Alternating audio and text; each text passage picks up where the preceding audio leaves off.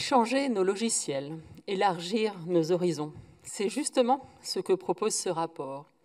Cela suppose de dépasser la conception d'une politique publique verticale, centralisée et en silo pour se placer dans celle de collectivités facilitatrices, accompagnatrices pour créer les conditions d'émergence, de développement des initiatives et des richesses locales. Du pouvoir d'agir là où l'on vit, car il n'y a pas de désert culturel, pas plus que de culture à apporter dans des territoires ruraux qui en seraient dépourvus. Il y a une diversité de possibilités à faire vivre et à enrichir partout, pour toutes et tous. La reconnaissance des droits culturels par les collectivités publiques entend à amener ces dernières à favoriser une participation explicite, consciente et active à la vie culturelle par de voies multiples. Les associations sont les premiers espaces d'engagement collectif, les premiers espaces d'expérience démocratique. Les associations culturelles ne font pas exception. S'organiser pour monter une manifestation culturelle est une expérience démocratique d'organisation collective.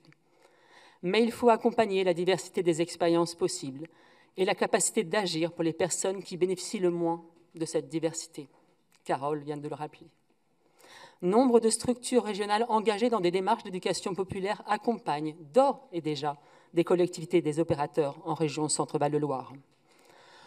Aujourd'hui, ce rapport, cette nouvelle étape pour l'aménagement culturel du territoire régional sont l'occasion de mieux impliquer tous les partenaires et de partager une volonté collective de diversité. À ce sujet, je voudrais redire la complémentarité avec le dispositif À vos idées, qui peut être sollicité pour démarrer une stratégie culturelle en mode coopératif sur une échelle intercommunale, et qu'un accompagnement des porteurs de projets est possible au sein de la région. Je voudrais saluer le travail d'évaluation qui a été anticipé, qui a permis d'inclure les parties prenantes dans la démarche de rénovation des cadres d'intervention. En introduction de cette session, le président François Bonneau a évoqué la mission d'Éric Woerth sur la décentralisation. Il est à souhaiter que la culture, comme le tourisme, reste bien une compétence régionale. Ce rapport en montre clairement la pertinence. Merci.